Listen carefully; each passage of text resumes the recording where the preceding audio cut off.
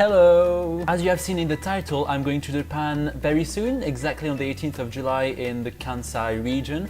So I decided to make a video about Japan. In this video I will mainly talk about the trip and my expectations about going to Japan, as well as why I'm so interested in Japan and a little bit about my progress in Japanese. Quick thing before I start the video, basically from the mid of July until the end of August I won't be able to record videos. I mean I might, but it's not sure, so I prefer to say that I won't be able to. Simply because I'm going to Japan and then I'm going to Paris. So if you notice that there aren't weekly videos anymore, then you will know why and hopefully you will forgive me. So about the trip, I'm going to be honest and just get it out there. Basically, I didn't plan anything for the trip yet. And the reason is that I've seen a lot of people on the internet and like forums and stuff like that, where people try to like plan 10 things a day, they want to go to all the cities in Japan, etc, etc. And I personally feel like if I do that, then I'm just gonna wear myself out, because like a lot of people will want to do like this at 8 AM, so you have to wake up super early, then at 10 you have to do this thing, then 12 you have to go to the restaurant, then 1 PM, etc. You know, you get the picture. And I really want to avoid that because it's just too much. I think what I will do is I will just try to plan like 1 or 2 things to do for each day, and then just give myself the time to kind of just walk around, get a feel of the city, and not like be pressured by time and having to like tick box a list of things to do, because that's just stressful and I don't think that's an enjoyable way to spend your holiday. And like I'm there for 10 days, you know, in the Kansai area, so I'm sure I'll have enough time to visit and see most things there. And speaking of things to see and do, if you have any suggestions, then I'm happy to take them into account and maybe add them to a list,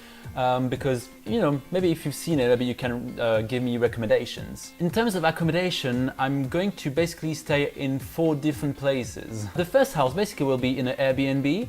The second one will be at a friend's, and the 2 last houses or places will be in an Airbnb as well. For my Airbnb accommodations, I decided to have 3 different houses because I wanted to experience different types of rentals basically. So like there's a mixture of full property rentals and also private room rentals, because I thought it would be nice to like, you know, kind of live with other people and see how they live, especially because one of my accommodations, I think, maybe the second one as well, I'm not sure now, but one of them is with the owner of the house. So it's quite nice because if you live with people and they are Japanese and know the area quite well, they can give you suggestions of things to do, where to go, etc, etc. And I just felt like, generally speaking, could just give me a better feel and a better immersion into the culture. I mean, obviously I'm only there for 10 days, but you know, it's better than nothing.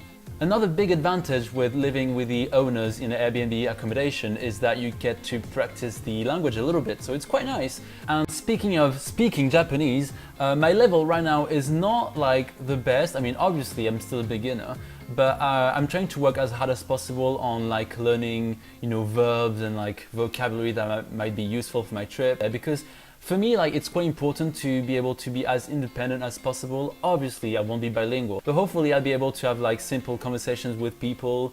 I mean, if I'm brave enough, because that's scary as hell, to like speak with native speakers when you're still a very much a beginner in the language. But we'll see, and obviously I will let you know about that.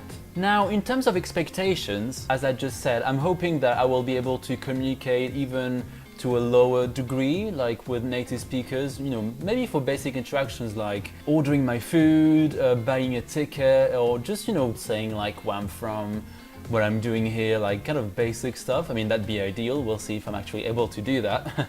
Another expectation that I have is that I hope that I will be fine traveling there on my own, because it's not so much that I'm scared of like crime or anything, because I know Japan is a pretty safe country, but it's more the fact that, like, you know, if you're alone, you're likely to be lonely, especially if you're not like a native speaker of the language, or if you don't speak the language like super fluently, which I don't speak Japanese fluently yet.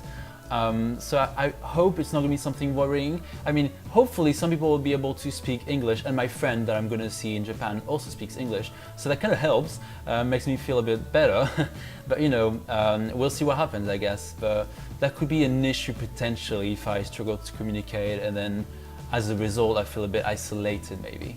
Another expectation is that I think, and I wonder actually, if I will suffer from culture shock. And I know I'm only going to be there for like 10 or 11 days, but it will still be interesting to like, you know, talk about it later in a future video when I come back, about like how I experienced the cultural differences and how I cope with them, and like, will I mess up a lot? Will Japanese people think I'm rude because I did something rude without meaning to? I might be a bit extreme, but going to Japan will be the first time I leave Europe ever. Like, the furthest I've been from France is like Portugal, I think. So for me that's super far, and I'm expecting it to be maybe a bit difficult in that sense.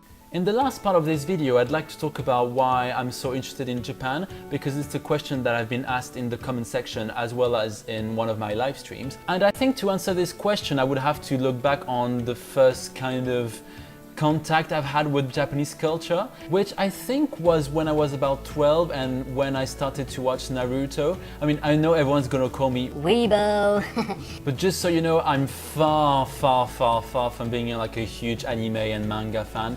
Actually, I would say I'm not, because I think I've watched like 2-3 animes in my entire life, and they were like short ones, most of them.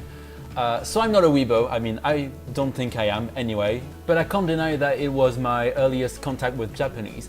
But actually my interest really like grew like about 2 or 3 years ago, and I think it's when I arrived in England and I started to meet like Japanese people, and I really wanted to communicate with them. And I could explain like why just Japanese, because you know I could want to communicate with many people, but maybe it's their kindness that stood out. Anyway, so after some time I decided to learn Japanese on my own, so I was kind of just going on the internet trying to learn like basic sentences like without knowing anything about the writing, etc. And that's simply how I started to be fascinated by the language, just by being curious about it and looking it up on the internet and trying to learn it. But weirdly enough, I feel like normally people get interested by the culture and then the language, and I think I did the exact opposite because I was first interested by the language, so I tried to learn it a little bit, and after, because I believe that if you want to use the language properly you need to know the culture, because like language is part of the culture. And yeah, I think that's just how I gradually became interested in the culture after I was interested in the language. Now, I think the thing I like the most about Japan, and I'm not even joking, it's the food. And I'm not talking obviously about the sushi restaurants that you get in European countries where like it's mainly not even real Japanese food, it's like kind of like a westernized version of it. I'm really talking about the real food that they have there. For example, and I'll try to show some pictures as well, they have like ramen soups, takoyaki, and loads more. Something else that I find super interesting and that I already mentioned in the video is how different they are from us, like in terms of like culture, behavior, like the way they communicate, like politeness, all these things I find so interesting. I mean, I can't even explain it, it's really hard to explain, but it's just fascinating how like you think your culture is normal, but then you discover another culture, and for them what they do is different from yours, but for them it's normal. So I think it's just super interesting. And obviously I know I'm only going to be there for 10 days, but hopefully I will still be able to learn a little bit about these things. Okay, so that's it for this week. I hope you found the video interesting and that there wasn't too much talking for you. After I come back from Japan, I will try to do some videos about it, like, I don't know, I don't want to say too much, but I've got some ideas already, and I hope you will still be there to watch them. Anyway, I will see you next week, and bye!